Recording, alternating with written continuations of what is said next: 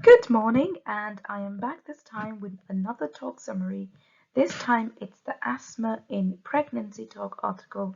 I hope you'll find this summary useful, and don't forget to give this video a thumbs up and also subscribe to my channel if you haven't already, and leave any comment below if there's any topics that you'd find helpful before your exams and you'd like them to be summarized. Also, let me know how many of you are doing this exam in September for the part 2. So, asthma is a chronic inflammatory disease of the airways. It's characterized by intermittent episodes of wheeze, shortness of breath, chest tightness, cough, and is often worse at night. There's airway hyperresponsiveness and variable airflow obstruction. The prevalence of asthma in pregnant women is 4–12%, most common chronic condition in pregnancy. Breathlessness in pregnancy is extremely common. The normal respiratory rate is 12 to 20 breaths per minute. Persistent respiratory rate at least greater than 24 breaths per minute is abnormal. There's different causes of breathlessness in the pregnancy. Could be anxiety, hyperventilation, dysfunctional breathing, could be asthma, chest infection, thromboembolic disease, interstitial lung disease, tissue disorder, pneumothorax, amniotic fluid embolism, cardiac arrhythmias, ischemic heart disease, cardiomyopathy, endocrine disease like diabetes mellitus, acute thyrotoxicosis, hematological like chronic anemia, acute hemorrhage, renal disease like hyperventilation to compensate for metabolic acidosis secondary to acute renal failure. Effects of pregnancy on asthma. Severity of asthma during pregnancy remains unchanged, worsens or improves in equal proportions. Severe disease, asthma control is more likely to deteriorate in 60% than in mild disease, that's only about 10%. Exacerbations are most common between 24 and 36 weeks of pregnancy. The respiratory viral infections, most frequent trigger of exacerbation, that's in 34% of cases. Poor adherence to inhaled steroid therapy is another trigger, and that's in 29% of cases. The effect of asthma on the pregnancy. So the association between asthma and hypertension during pregnancy. Asthma exacerbations are not associated with increased risk of preeclampsia. The airway hyperresponsiveness is a hallmark of asthma and may be a predictor of preeclampsia, and also a point to a mechanistic common pathway or mast cell smooth airway smooth muscle interaction. Studies have shown that women with asthma have higher frequency of cesarean sections than women without asthma. IUGR or low birth weight were observed in retrospective studies, but this has not been replicated in large prospective studies. Low birth weight is associated with poor asthma control, such as persistent daily symptoms or poor lung function. Asthma severity and poor asthma control is associated with adverse outcomes in pregnancy, although it's important to note that in most women with well-controlled asthma, there are no or minimal additional risks. Management of stable asthma in pregnancy includes it's same management in pregnant women as it is in non-pregnant women and in men. Intensity of antenatal and maternal and fetal surveillance should be based on the severity of asthma, example, the current need for therapy, symptom control, exacerbation, frequency, including high-dose steroid usage, hospitalization, and lung function. For example, peak flow spirometry with a risk of fetal complications. Moderate to severe asthma is managed by respiratory physicians and obstetricians to optimize asthma control. Non-pharmacological management is educating the patient. The patient needs to have an understanding of the management, trigger avoidance, asthma control, adequate use of devices, and importance of adherence to medication together with the construction of personal action plans. Pharmacological treatment. So in pregnancy, women reduce their use of inhaled steroids by 23%, short-acting beta-2 agonists by 13%, and oral steroids for exacerbations by 54%. It's safer for women to use asthma therapy in pregnancy to achieve and maintain good control than to have uncontrolled asthma.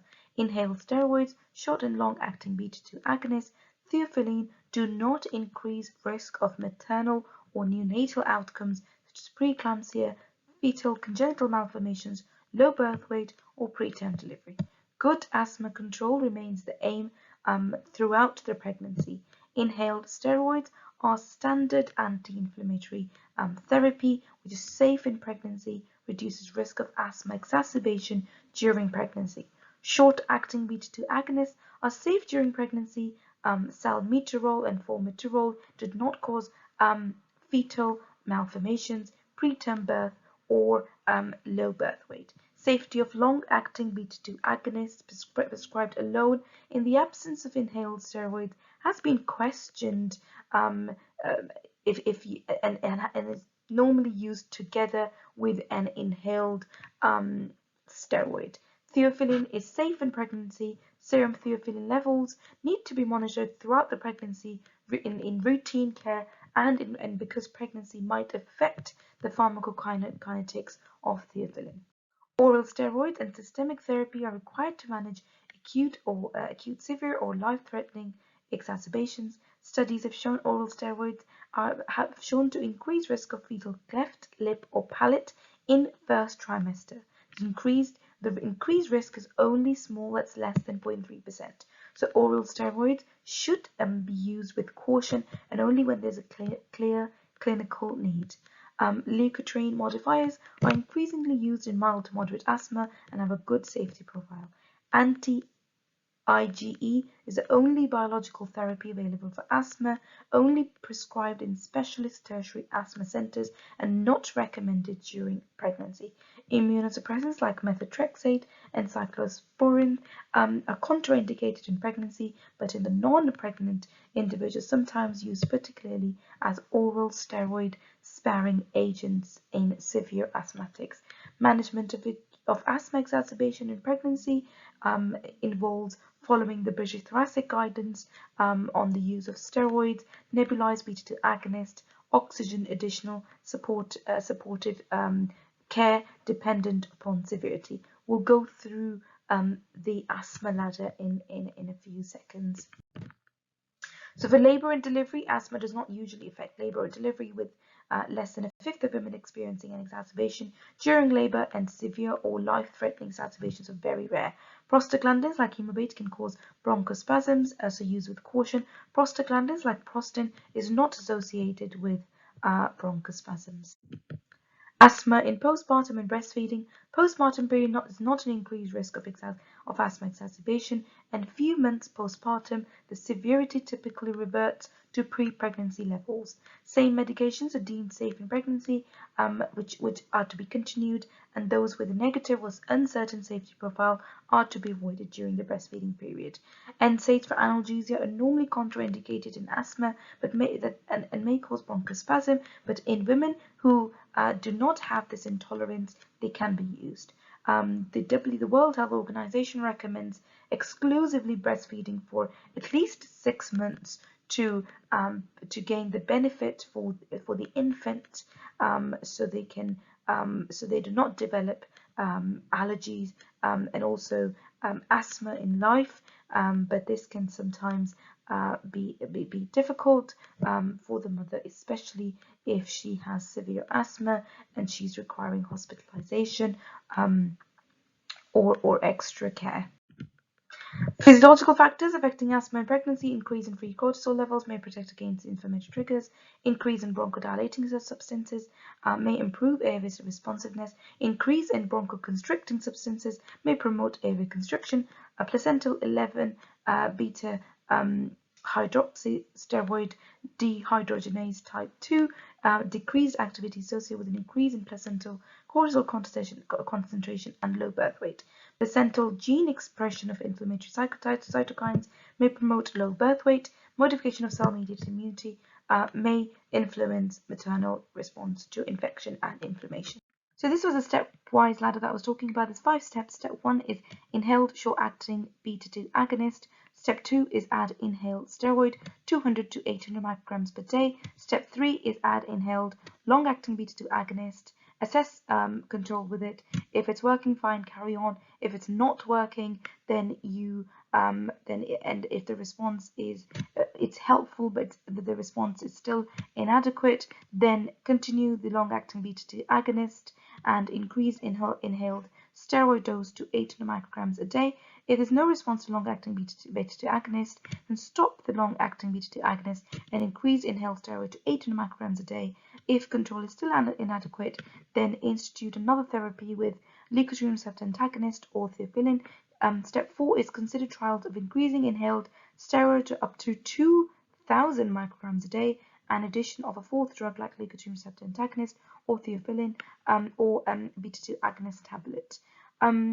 Step 5 is use daily steroid tablet in the smallest dose that's effective. So maintain high dose inhaled steroid at 2,000 micrograms per day. Consider other treatments to minimize the use of steroid tablets. Refer patient to specialist care. So, pregnancy issues. Poorly controlled asthma infers an increased risk to the mother and the fetus. Asthmatic women are more at risk of low birth weight neonates, preterm delivery, and complications of preeclampsia, especially in the absence of actively managed asthma treated with inhaled steroids, although the increased risk is very small in women with well-controlled asthma.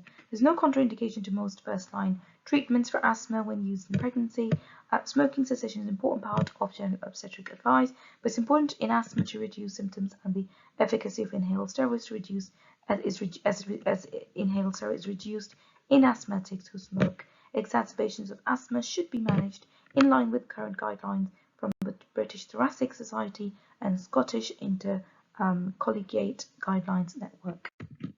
Peripartum issues. Acute, severe, or life-threatening exacerbations of asthma during labor are extremely rare. Women who have been on regular oral steroids may require hydrocortisone during labor. Ergometrine, zintametrine, and prostaglandin may cause bronchoconstriction and should be used with caution. Well, thank you so much for listening. I hope you've got to the end of this presentation and you found this talk summary useful. And if you did, then please don't forget to give it a thumbs up and subscribe to the channel if you haven't already. Also share it with your friends and colleagues who benefit from this useful information. I'm hoping that by doing these summaries, it's really helping you to be able to pick up the salient points from each of the talk articles. That then gives you the freedom of time and options whether you want to go back and read the entire article or just underline the important points and make notes from there. Good luck revising.